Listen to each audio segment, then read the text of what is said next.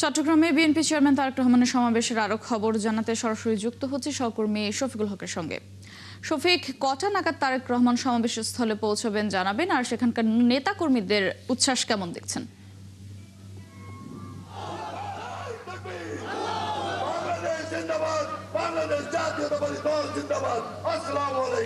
অটোশি এর আগের খবরে জানাচ্ছিলাম যে 11টা বাজে কিন্তু এই আজকের এই চট্টগ্রামের পলোগ্রাউন্ড মাঠের যেই নির্বাচনী সমাবেশ সেটি শুরু হয়ে গিয়েছে এবং এখন বক্তব্য রাখছেন যেই 21টি সংসদীয় আসনে বিএনপি মনোনীত যে প্রার্থী যারা রয়েছেন তারা তাদের বক্তব্যগুলো রাখছেন। তবে আমরা যেটি খবর পেয়েছি চট্টগ্রামের যেই রেডিসন হোটেল থেকে তারেক রহমান কিন্তু এরই মধ্যে এই পলোগ্রাউন্ড মাঠের উদ্দেশ্যে রওনা হয়েছেন এবং তার গাড়িবহরটি ধীরে ধীরে এই পলোগ্রাউন্ড মাঠের দিকে আসছে। আমরা একটু ছবিতে দেখাতে চাই। ফ্যালকন অ্যালুমিনিয়াম মাল্টিলেয়ার অ্যানোডাইজড হওয়ায় সম্পূর্ণ scratch proof. Falcon aluminium.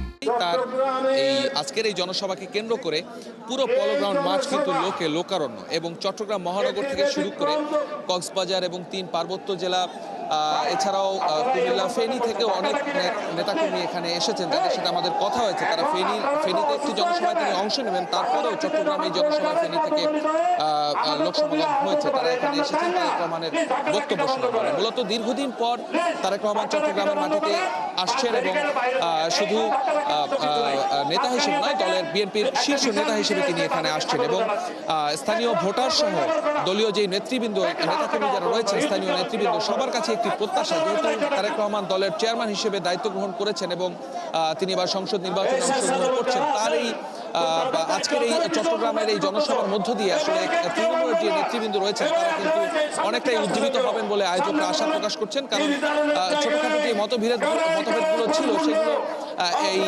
Tarique রহমানের এই আশাকে কেন্দ্র করে সেই মতভেদগুলো ভুলে ধানের শীষকে জয়ী করতে কিন্তু ঐক্যবদ্ধভাবে কাজ করবেন, এমনটি সবাই আসলে প্রত্যাশা করছেন। তো এখন শুধু সময়ের অপেক্ষা, হয়তো অল্প কিছুক্ষণের মধ্যেই তারেক রহমান এই জনসভার মঞ্চে আসবেন এবং তার আগামী বাংলাদেশ নিয়ে যে পরিকল্পনা, সেই পরিকল্পনাগুলো উপস্থিত যেই ভোটার সহ নেতৃবৃন্দর উদ্দেশ্যে তিনি তার সেই বক্তব্য এখান থেকে রাখবেন। তো এখন বক্তব্য রাখছেন এখানে স্থানীয় যেই বিএনপি মনোনীত প্রার্থী যারা, তারা তাদের বক্তব্যগুলো রাখছেন। তাদের বক্তব্যে আমরা একটি বিষয় বারবার খেয়াল করছি যে বিগত 17 বছর মানুষ তাদের ভোটটি দিতে পারেনি, এবার যেন তারা তাদের ভোটটি দিতে পারে এবং বিএনপির হাতে নেওয়া যে পরিকল্পনা, সেই পরিকল্পনা বাস্তবায়নের মধ্যে আগামীতে একটি সুখী সমৃদ্ধ বাংলাদেশ গড়বে, এমনটি প্রত্যাশা তারা করছেন। তো সবাই আসলে অপেক্ষা করছেন তারেক রহমানের আসার জন্য। মৌটুসী, আমরা অপেক্ষা করছি তিনি আসলে হয়তো এখান থেকে বিস্তারিত আরো তথ্য দেওয়া যাবে এখান থেকে। মৌটুসী।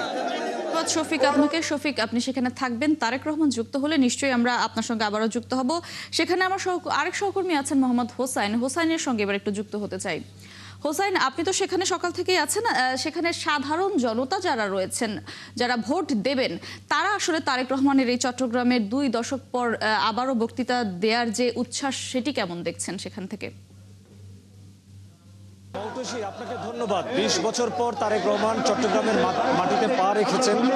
তিনি আজকে একটু পরেই কিছুক্ষণের মধ্যেই কিন্তু সমাবেশের মঞ্চে আসবেন। এই ঐতিহাসিক যে পোলো গ্রাউন্ড, সকাল থেকে আমরা দেখেছি বড় বড় মিছিল নিয়ে এই পোলো গ্রাউন্ড ময়দানে চট্টগ্রামের মানুষ, এখানকার বিএনপি নেতাকর্মীরা, অঙ্গ সহযোগী সংগঠনের নেতাকর্মীরা এখানে আসছেন এবং আমরা সকাল থেকে দেখতে পাচ্ছি বিএনপি নেতাকর্মীদের মধ্যে একটা প্রবল উচ্ছ্বাস, উদ্দীপনা লক্ষ্য করছি। নির্বাচনকে সামনে রেখে তারেক রহমানের এই যে চট্টগ্রামে আসা, এটি একটি নির্বাচনের ফলাফল একটা আমূল বদলে দেবে বলে এখানকার মানুষ মনে করে। তারা অনেকের সাথে, আমি বিএনপি নেতাকর্মীদের সাথে কথা বলেছি, তারা যেমনটা বলেছেন যে চট্টগ্রামের মহানগর এবং জেলা মিলিয়ে 16টি সংসদীয় আসন রয়েছে এবং তারা 16টি সংসদীয় আসনেই বিপুল ভোটে ধানের শীষকে বিজয়ী করার কথা বলছেন।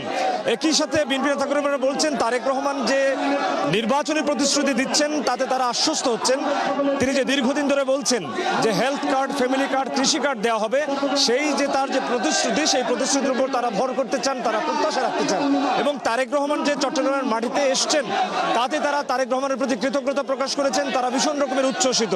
এই মুহূর্তে চট্টগ্রামের যে স্থানীয় নেতারা রয়েছেন, সংসদীয় আসনগুলোর নেতারা রয়েছেন, প্রার্থীরা রয়েছেন, তারা বক্তব্য রাখছেন।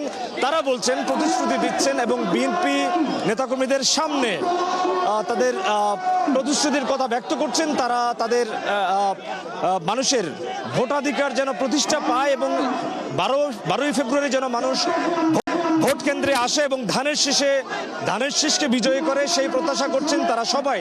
সংসদীয় আসনের যে মানুষ এসেছেন তাদের কাছে ভোট প্রার্থনা করছেন। এবং আপনি জানেন যে তারেক রহমান নির্বাচনী প্রচার প্রচারণা শুরু করেছিলেন সিলেট থেকে, ধারাবাহিকভাবে অনেকগুলো জেলা ঘুরে আজকে তিনি চট্টগ্রাম আসছেন এবং চট্টগ্রাম জেলা সহ 4টি জেলায় তিনি 6টি জনসভায় অংশ নেবেন। তিনি চট্টগ্রাম এই জনসভা শেষ করে ফেনীতে একটি জনসভা করবেন বিকেল 4টায়। সেখান থেকে কুমিল্লার তিনটি জায়গায় তিনি জনসভায় অংশ নেবেন। এরপরে তিনি নারায়ণগঞ্জের কাঁচপুর ব্রিজের সামনে একটি জনসভায় যোগ দেবেন। এরপর তিনি গুলশান অফিসে বা গুলশান কার্যালয় বা গুলশানের তার যে বাসভবন সেখানে ফিরে যাবেন। এবং তারেক রহমানের এই যে চট্টগ্রামের আশা, এখানকার মানুষের মধ্যে ব্যাপক উদ্দীপনা কাজ করছে এবং এখানে যে সংসদীয় 16টি আসন রয়েছে, এছাড়াও কিন্তু কক্সবাজারের 4টি সংসদীয় আসন এবং বান্দরবান, রাঙ্গামাটি, খাগড়াছড়ি 3 পার্বত্য জেলা, কক্সবাজার সহ 4 জেলার মানুষ সহ চট্টগ্রামের, অর্থাৎ এখানে 5টি জেলার মানুষ এই আজকের ঐতিহাসিক পোলো গ্রাউন্ড ময়দানে এসেছেন। এবং এই 5 জেলার সর্বস্তরের নেতাকর্মীরা কিন্তু এখানে এসেছেন, সাধারণ মানুষ এসেছেন, তারা ভীষণ রকমের উচ্ছ্বসিত। এবং তারেক রহমানের এই যে চট্টগ্রামে আসা ঐতিহাসিক পোলো গ্রাউন্ড ময়দানে তারা বক্তব্য শুনবেন, তারা তাদের প্রতিশ্রুতির কথা শুনবেন, তাদের প্রত্যাশার কথা শুনবেন, তারেক রহমান তাদের উদ্দেশ্যে বক্তব্য রাখবেন, সেটি আসলে তারা মুখিয়ে আছেন। ভীষণ রকমের উচ্ছ্বাস উদ্দীপনা বিএনপি নেতাকর্মীদের মধ্যে কিন্তু রয়েছে। মৌটুসি তারেক রহমান এলে পরে তারেক রহমানের বক্তব্য নিশ্চয়ই আপনার মাধ্যমে সারা দেশকে জানানোর সুযোগ হবে। এই পর্যন্ত আমার কাছে ছিল পোলো গ্রাউন্ড ময়দান থেকে বিএনপির এই জনসভা থেকে সবশেষ খবর। ধন্যবাদ হোসেন আপনাকে, আপনিও সেখানে থাকবেন। আমরা পরবর্তীতে তারেক রহমান পৌঁছলে নিশ্চয়ই আবারও আপনার সঙ্গে সেখানে যুক্ত হব।